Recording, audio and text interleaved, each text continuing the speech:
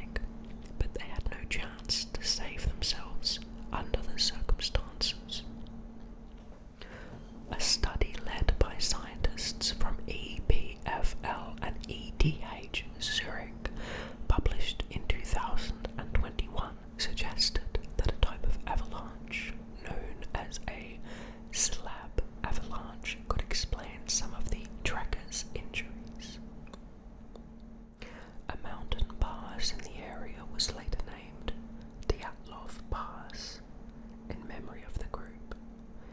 In many languages, the incident is now referred to as the Dyatlov Pass Incident. However, the incident occurred about 1,700 meters away on the eastern slope of Golat Sayakal. I'm not sure if I pronounced that second word correctly, but oh well. A prominent rock outcrop in the area now serves as a memorial to the group. It is located about 500 meters to the east-southeast of the actual site of the final camp. Now, to the background of the event. In 1959, a group was formed for a skiing expedition across the northern Urals in Sverdlovsk Oblast, Soviet Union. According to the prospector Tempelov, documents that were found in the tent of the expedition suggest that the expedition was named for the 21st Congress of the Communist Party of the Soviet Union and was possibly dispatched by the local Komsomol organization. I haven't heard the word Komsomol before, I don't think. Igor Dyatlov, a 23-year-old radio engineering student at the Ural Polytechnical Institute, now Ural Federal University, the leader, assembled a group of 9 others for the trip, most of whom were fellow students and peers at the university. The initial group consisted of 8 men and 2 women, but one member later returned due to health issues. Each member of the group was an experienced Grade 2 hiker with ski tour experience and would be receiving Grade 3 certification upon their return. At the time, Grade 3 was the highest certification available in the Soviet Union and required candidates to traverse 300 kilometers, 190 miles. The route was designed by Dyatlov's group to reach the far northern regions of the Sverdlovsk Oblast and the upper streams of the Lozva River. The Sverdlovsk City Route Commission approved the route. This was a division of the Sverdlov Committee of Physical Culture and Sport. And they confirmed the group of 10 people on January 8, 1959. The goal of the exposition was to reach Orton, a mountain 10 kilometers north of the site where the incident occurred. The route, estimated as Category 3, was undertaken in February, the most difficult time to traverse. On the 23rd of January 1959, the Dyatlov group was issued their route book, which listed their course following the number 5 trail. At that time, the Sverdlovsk City Committee of Physical Culture and Sport listed approval for 11 people. The 11th person listed was Semyon Zolotaryov, who was previously certified to go with another expedition of similar difficulty, the Sogrin Expedition Group. The Dyatlov group left Sverdlovsk City, today Yekaterinburg, on the same day they received the route book. Interesting. And now we have a list of the various names, which I probably won't all read out right now. But let's go and talk about the actual expedition itself. The group arrived by train at Idval, a town at the center of the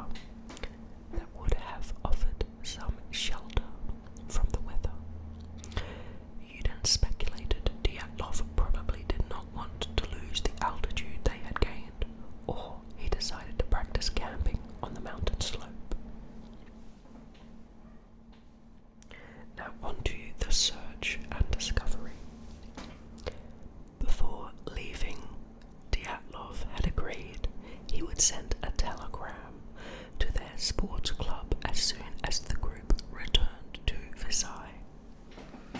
It was expected that this would happen no later than the 12th of February, but Dyatlov had told Udin before he departed from the group that he expected it to be longer.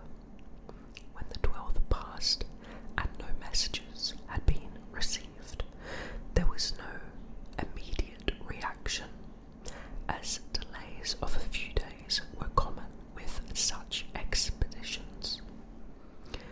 On the 20th of February, the travellers' relatives demanded a rescue operation, and the head of the institute sent the first rescue groups, consisting of volunteer students and teachers.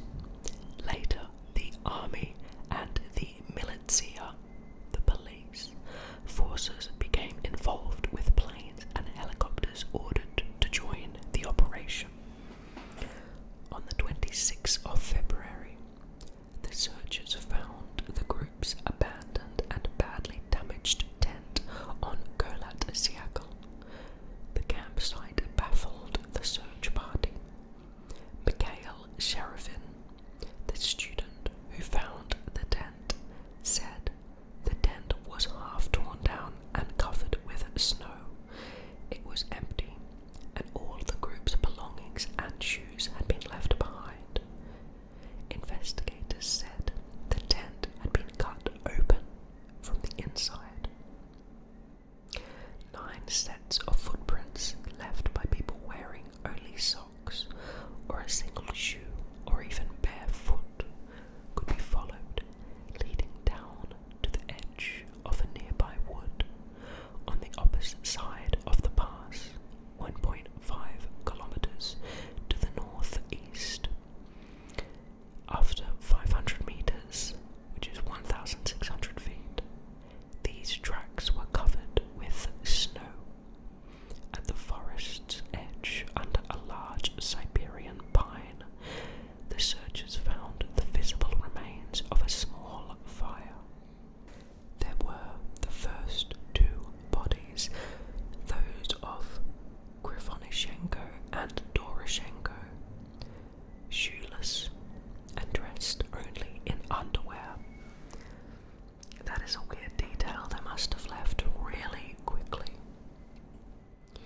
I guess the avalanche theory makes sense if they were to have heard an avalanche and thought that it was necessary to leave as soon as possible. The branches on the tree were broken up to 5 meters high, suggesting that one of the hikers had climbed up to look for something, perhaps the camp. Between the pine and the camp, the searchers found 3 more corpses: Dyatlov, Kolmogorova, and Slobodin, who died in poses suggesting that they were attempting to return to the tent. They were found at distances of 300, 480 and 630 meters from the tree. Finding the remaining 4 travellers took more than 2 months. They were finally found on the 4th of May under 4 meters of snow in a ravine 75 meters further into the woods from the pine tree. 3 of the 4 were better dressed than the others, and there were signs that some of the clothing of those who had died first had been removed for use by the others. Dubinina was wearing Grifonishenko's burned, torn trousers, and her left foot and shin were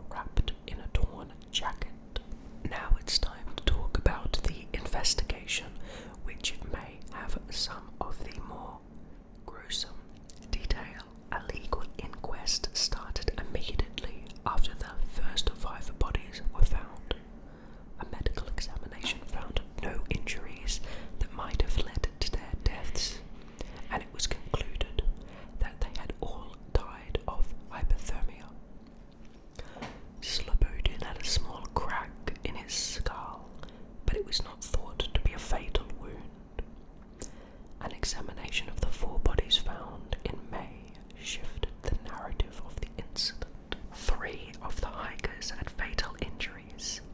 Thibaut Brignoles had major skull damage, and Dubinina and Zolotaryov had major chest fractures.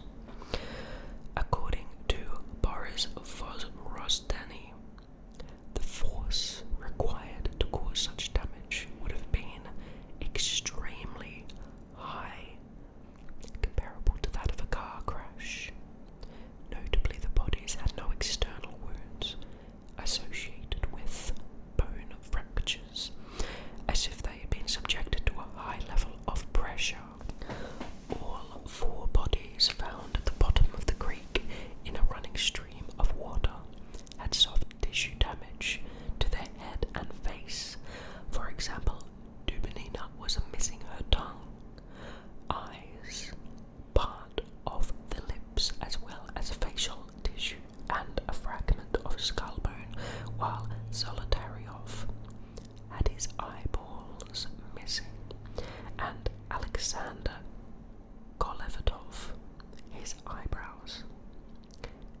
V.A. Vozdeny, the forensic expert performing the post-mortem examination, judged that these injuries happened post-mortem due to the location of the bodies in a stream. There was initial speculation that the indigenous Mansi people, reindeer herders local to the area, had attacked and murdered the group for encroaching upon their lands. Several Mansi were interrogated, but the investigation indicated that the nature of the deaths did not support this hypothesis.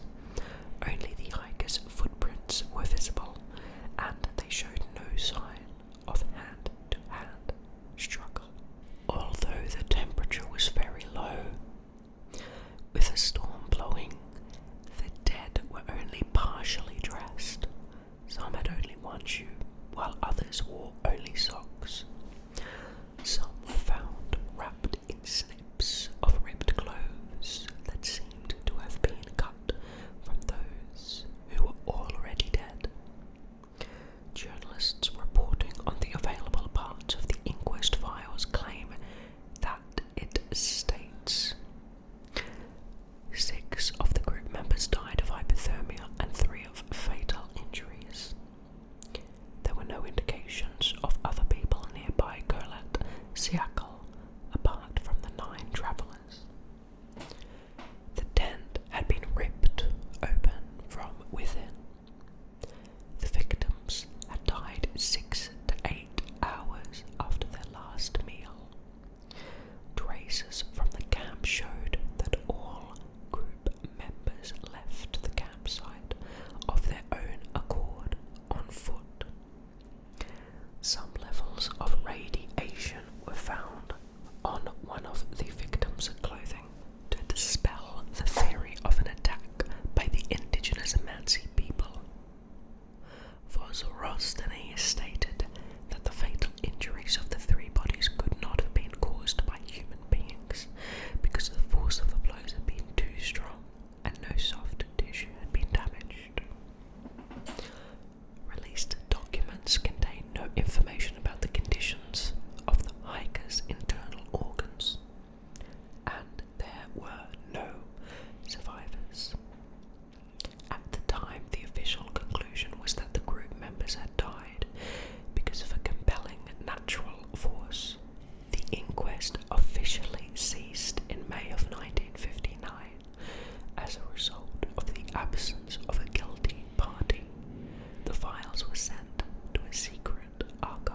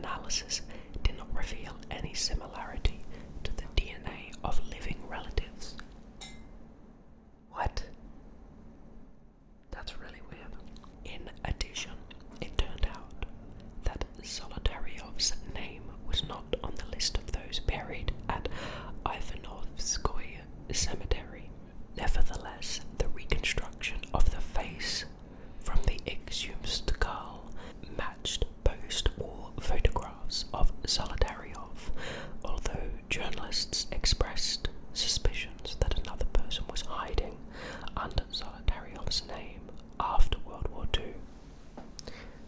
That's interesting. In February of 2019, Russian authorities reopened the investigation into the incident, although only 3 possible explanations were being considered.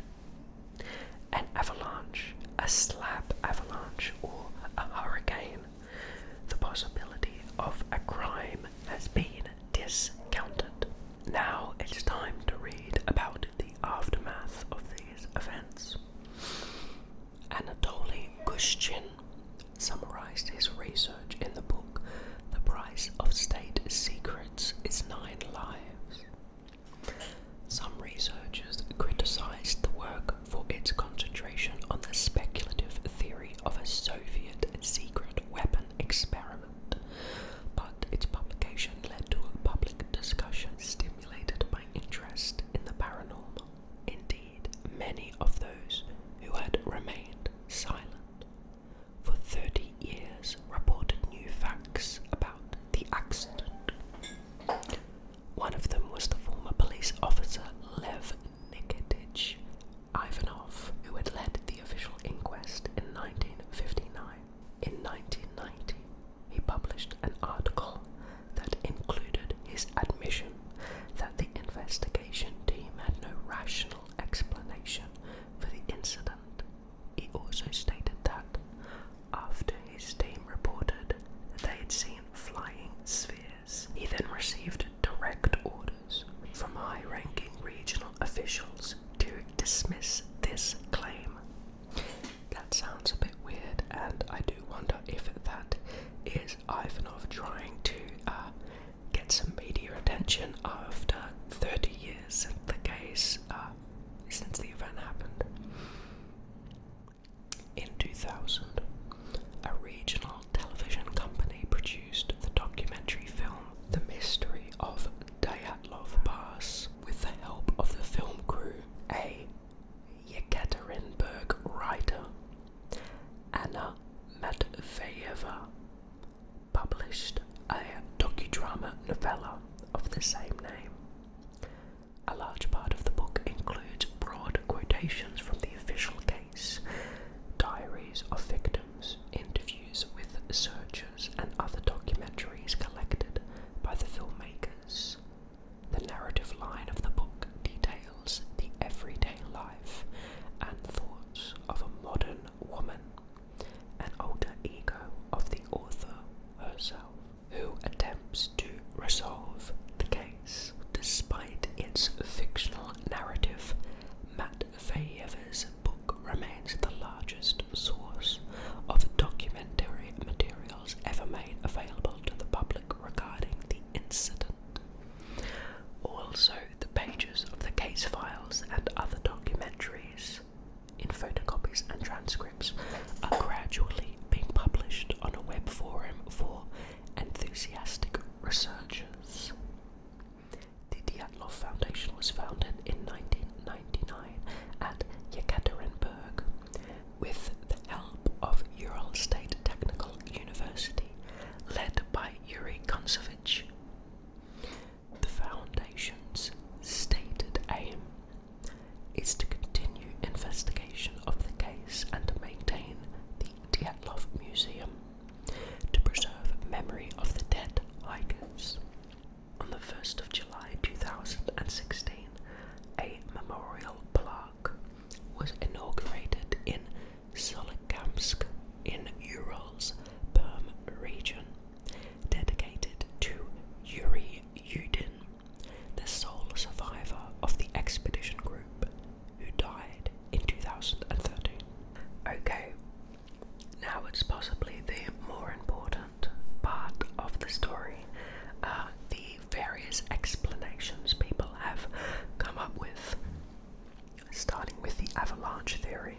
On the 11th of July 2020, Andrei Kurekov, deputy head of the Urals Federal District Directorate of the Prosecutor General's Office, announced an avalanche to be the official cause of death for the Dyatlov group in 1959.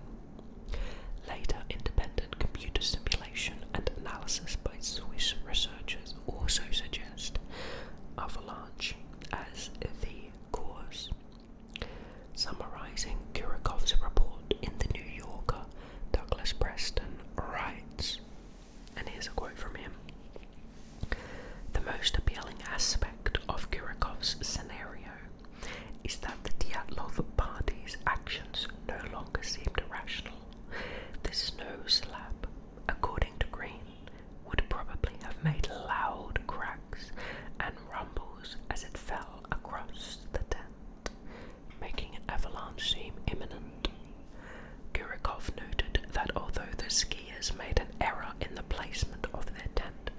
Everything they did subsequently was textbook. They conducted an emergency evacuation to ground that would be safe from an avalanche. They took shelter in the woods. They started a fire. They dug a snow cave. Had they been less experienced, they might have remained near the tent, dug it out, and survived. But avalanches are by far the biggest risk in the mountains in winter, and the more experience you have, the more you fear them. The skiers' expertise doomed them. That's sad, dramatic irony. Now we move to the original explanation. Reviewing a sensationalist Yeti hypothesis, American skeptic author Benjamin Radford suggests an avalanche as more plausible. That the group woke up in a panic and cut their way out of the tent, either because an avalanche had covered the entrance to their tent, or because they were scared that an avalanche was imminent. Better to have potentially repairable slit in the tent than risk being buried alive in it under tons of snow. They were poorly clothed because they had been sleeping and ran for the safety of the nearby woods, where trees would help slow oncoming snow. In the darkness of night, they got separated into 2 or 3 groups. One group made a fire, hence the burned hands, while the others tried to return to the tents to recover their clothing since the danger had passed. But it was too cold, and they all froze to death before they could locate their tent in the darkness. At some point, some of the clothes may have been recovered or swapped from the dead, but at any rate, the group of 4 whose bodies were most severely damaged were caught in an avalanche and buried under 4 meters of snow, more than enough to account for the compelling natural force the medical examiner described. Dumanina's tongue was likely removed by scavengers and ordinary predation. Yeah, that's interesting. Now for some contradictory evidence. Evidence contradicting the avalanche theory includes the location of the incident did not have any obvious signs of an avalanche having taken place. An avalanche would have left certain patterns and debris distributed over a wide area. The bodies found within a month of the event were covered with a very shallow layer of snow, and had there been an avalanche of sufficient strength to sweep away the second party, these bodies would have been swept away as well. This would have caused more serious and different injuries in the process, and would have damaged the tree line. Over 100 expeditions to the region had been held since the incident, and none of them ever reported conditions that might create an avalanche. A study of the area using up-to-date terrain-related physics revealed that the location was entirely unlikely for such an avalanche to have occurred. The quote-unquote dangerous conditions found in another area, which had significantly steeper slopes and cornices, were observed in April and May when the snowfalls of winter were melting. During February, when the incident occurred, there were no such conditions. Next, an analysis of the terrain and the slope showed that even if there could have been a very specific avalanche that found its way into the area, its path would have gone past the tent. The tent had collapsed from the side, but not in a horizontal direction. Next fact. Dyatlov was an experienced skier, and the much older Zolotaryov was studying for his master's certificate in ski instruction and mountain hiking. Neither of these 2 men would have been likely to camp anywhere in the path of potential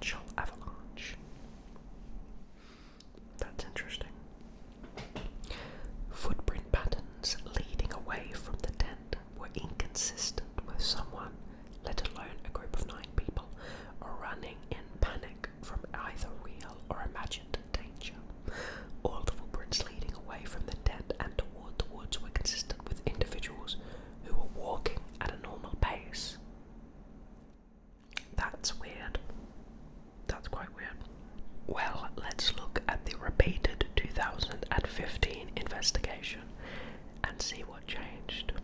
A review of the 1959's investigation's evidence, completed in 2015 to 2019 by experienced investigators from the Investigative Committee of the Russian Federation, on request of the families, confirmed the avalanche with several important details added.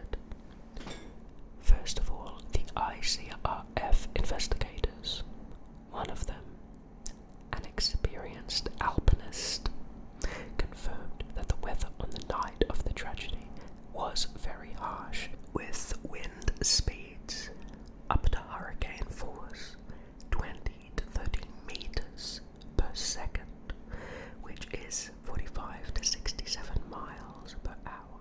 A snowstorm and temperatures reaching -40 degrees Celsius. These factors were not considered by the 1959 investigators, who arrived at the scene of the accident 3 weeks later, when the weather had much improved and any remains of the snowslide had settled and been covered with fresh snowfall. The harsh weather at the same time played a critical role in the events of the tragic night, which have been reconstructed as follows. On the 1st of February, the group arrives at the Ural Mountain and erects a large 9-person tent on an open slope without any natural barriers such as forests.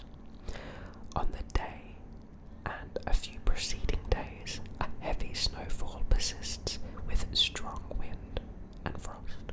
Without any natural barriers such as forests, on the day and a few preceding days, a heavy snowfall persists with strong winds and frost. The group traversing the slope and digging a tent site into the snow weakened the snow base. During the night, the snowfield above the tent started to slide down slowly under the weight of the new snow, gradually pushing the tent fabric, starting from the entrance. The group wakes up and starts evacuation in panic, with only some able to put on warm clothes.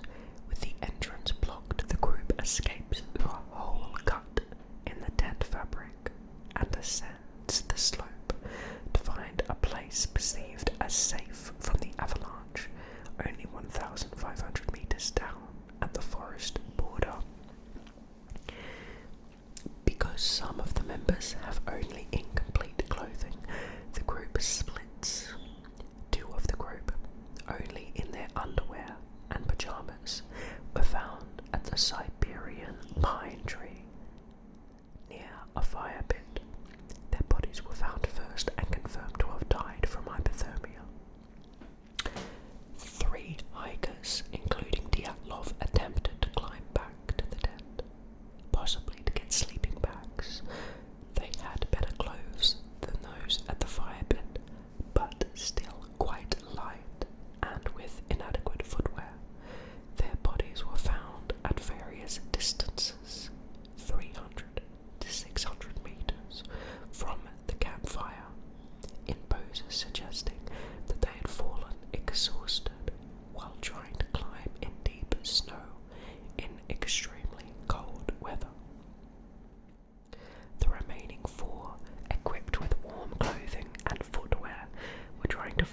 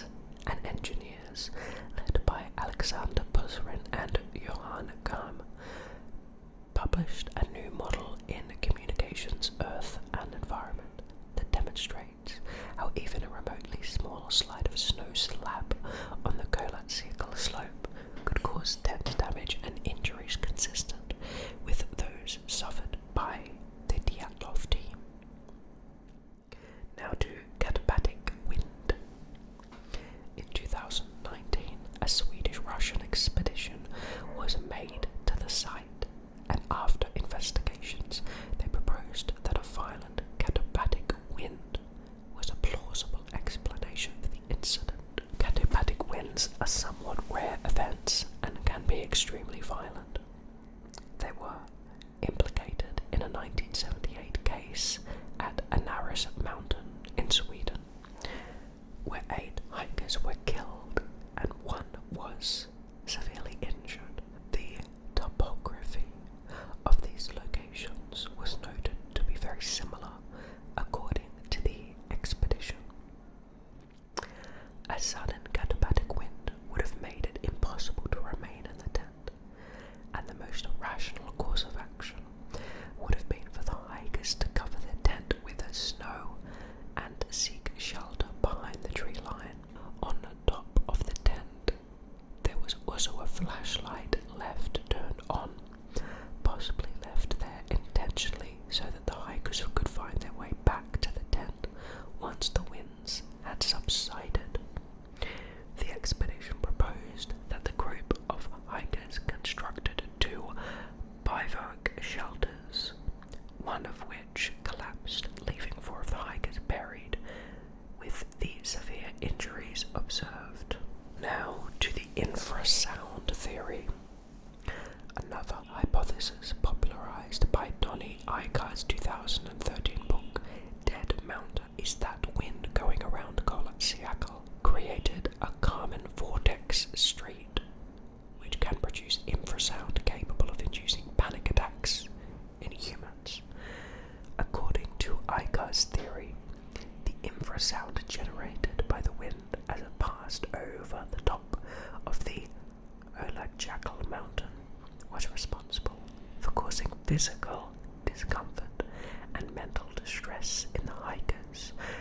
Icar claims that because of their panic, the hikers were driven to leave the tent by whatever means necessary and fled down the slope.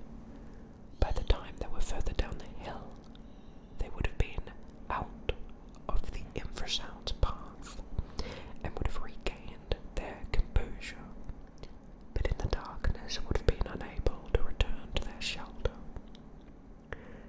The traumatic injuries suffered by 3 of the victims were the result of their stumbling over the edge of a ravine into the darkness and landing on the rocks at the bottom.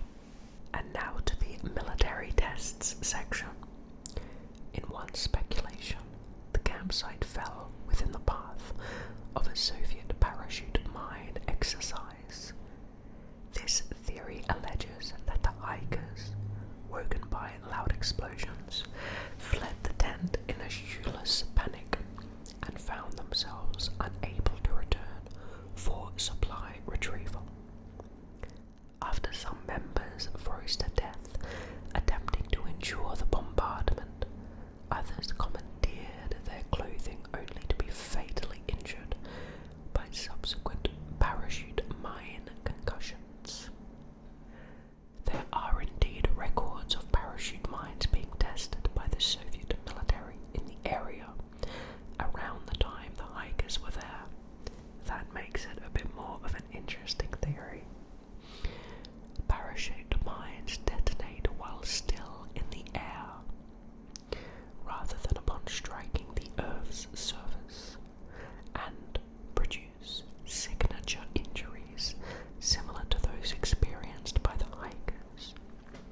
Heavy internal damage with relatively little external trauma. The theory coincides with reported sightings of glowing orange orbs floating or falling in the sky within the general vicinity of the hikers and allegedly photographed by them, potentially military aircraft or descending parachute mines.